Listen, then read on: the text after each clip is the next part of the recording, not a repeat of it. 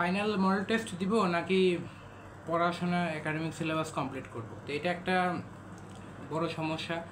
তো তোমাদের যাদের সিলেবাসের অবস্থা খুব একটা ভালো না, মোটামুটি 50% বা 60% শেষ করছো, কিংবা ধরে নাও এমন অবস্থা যে ফিজিক্সের ধরে নাও ফার্স্ট পেপারের মধ্যে মনে করো মাত্র 2 থেকে 3টে চ্যাপ্টার পড়ছো, সেকেন্ড পেপারেও তাই, আবার কেমিস্ট্রিতেও বলতে গেলে 2টে চ্যাপ্টার পড়ছো ফার্স্ট পেপারে, সেকেন্ড পেপারে একটা ভালো মতো পড়ছো, বাকি জৈব রসায়ন ভালো মতো পারোই না বা ধরো নাই, বা একদিন ধরছিলাম ভয় পাইছি পড়ে আর পড়িই নাই, কিংবা ধরে নাও এমন অবস্থা যে বায়োলজির ম্যাক্সিমাম চ্যাপ্টারই মুখস্থ করছিলাম, ভুলে গেছি, আরও 6 মাস আগে পড়ছি, তারপরে ম্যাথের এখনও 3-4টা চ্যাপ্টার ধরি নাই, এখনও অনেক প্র্যাকটিস করা বাকি, আবার যেগুলো পড়ছিলাম সেগুলোও অনেকগুলো সূত্র ভুলে গেছি, এরকম অবস্থা আছে। আর বাংলা ইংলিশ আইসিটির কথা ধরে নাও যে থাক, আর বলারও দরকার নেই। তো এমন অবস্থায় থাকলে যেটা বলবো সেটা হলো যে প্রথম কথা, এখন তোমার সিচুয়েশন তোমাকে বুঝতে হবে। আমি তো জানি না যে তোমার সিচুয়েশনটা আসলে কি, তুমি ভালো জানো। তো আমি জাস্ট বড় ভাইয়া হিসাবে এটাই বলবো যে তোমার এখন বুঝতে হবে তোমার সিচুয়েশানটা কী। তুমি এখন মনে করো যে ভিডিওটা যখন দেখতেছো, ধরে নাও যে এখন মে মাসের 15 তারিখ বা 10 তারিখ, বা মনে করো যে জুন মাস, এরকম একটা সময়। তো এই সময় তোমার আর ধরনের 1 মাস বা 1.5 মাস হাতে আছে, এরপরেই কিন্তু এইচএসসি পরীক্ষা শুরু। তো এখন তোমাকে কিন্তু প্রি অ্যাডমিশন, তো মনে করো প্রি অ্যাডমিশন রিলেটেড পড়াশোনা নিয়ে চিন্তা করার চেয়ে বেশি ইম্পর্টেন্ট যে এইচএসসি পরীক্ষায় পড়াটা ভালো করে পড়া। তো প্রি অ্যাডমিশন পড়ার এইচএসসি পড়াশোনা কিন্তু খুব একটা যে খুব বেশি আকাশ পাতাল পার্থক্য তফাৎ আছে এরকম না। তো তোমার যদি তুমি এই শর্ট সিলেবাসের পড়াটাই ভালো মতো কমপ্লিট করো, আই ক্যান অ্যাসিওর ইউ যে তুমি ইনশাআল্লাহ প্রি অ্যাডমিশন পড়াটাও মোটামুটি কমপ্লিট হয়ে যাবে এই চ্যাপ্টারগুলোর জন্য। যদি তুমি মিডিয়া অ্যাসপাইরেন্ট হও তাহলে তোমার একটু ফুল সিলেবাসটা পড়তে হবে, আর যদি ইউনিভার্সিটি বা ইঞ্জিনিয়ারিং অ্যাসপাইরেন্ট হও তাহলে তোমাকে শর্ট সিলেবাসটাই ভালো মতো পড়ে রাখলে ইনশাল্লাহ পরে অনেক ব্যাকআপ পাবা, অ্যাডমিশনে হেল্প হয়ে যাবে ইনশাল্লাহ, এটা বলা যায় ইনশাল্লাহ। আমার অভিজ্ঞতা বা আমার ফ্রেন্ডরা যারা চান্স পেয়েছিল তাদের অভিজ্ঞতা থেকে বলতে গেলে এটা বলবো।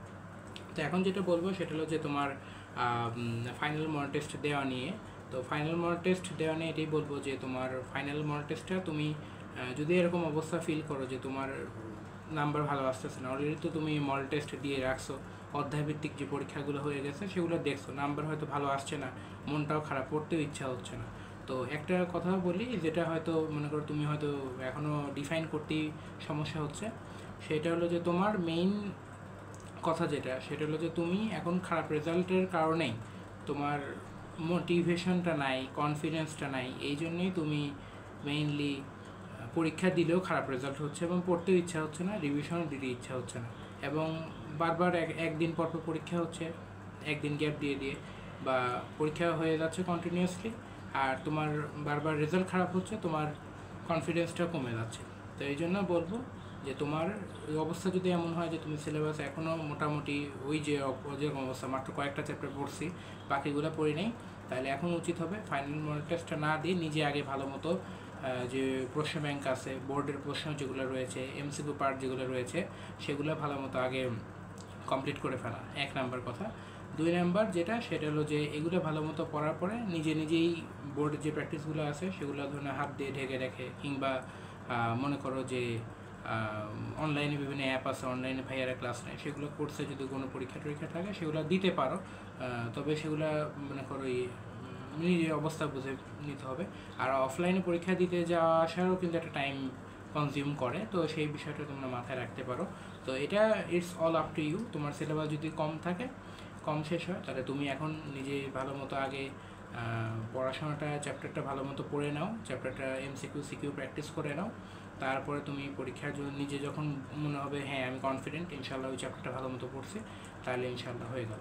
আর যদি এরকম কোনো টেনশন করে থাকো যে সামনে তার মাত্র 50 দিন, 40 দিন, 45 দিন সময় আছে, আমার এখনও সিলেবাসই হয় নাই, আমি কি করব, তো এই সময়ের এই ক্ষেত্রে বলবো যেটা, সেটা হলো যে দেখো তোমার এটা সত্যি যে 45 দিন আছে ঠিক, কিন্তু এটাও তো সত্যি তাই না যে তোমার এইচএসসি পরীক্ষার মধ্যেও কিন্তু অনেক গ্যাপ আছে। তুমি একটু রুটিনটা দেখো, রুটিন তো দেখছো, হ্যাঁ রুটিন দেখলে তো এটা বুঝতেই পারছো যে বিভিন্ন পরীক্ষা আগে কিন্তু গ্যাপ আছে, কিছু পরীক্ষা আগে আবার গ্যাপ খুব কম আছে। তো এই জিনিসটা তুমি রুটিনেও কিন্তু যদি দেখো তাহলে বুঝবা তোমার বিভিন্ন পরীক্ষা আগে তুমি টাইম পাবা, ফিজিক্স পরীক্ষা আগে টাইম পাবা, কেমিস্ট্রি, তারপরে ম্যাথ পরীক্ষা, বায়োলজি পরীক্ষা আগে যথেষ্ট টাইম পাবা, ইংলিশ আইসিটির জন্য খানিকটা টাইম পাবা। তো সেই সময় তুমি কাভার করতে পারবে, এমন না যে হবে না। তবে এখনই সেই শুরুটা করতে হবে। এখন পরীক্ষা দিয়ে হবার হতাশা বাড়ানোর চেয়ে যদি সিলেবাস কম শেষ হয় তাহলে বাসায় বসে নিজেই কমপ্লিট করে ফেলো, নিজেই ভালো মতো পড়ো।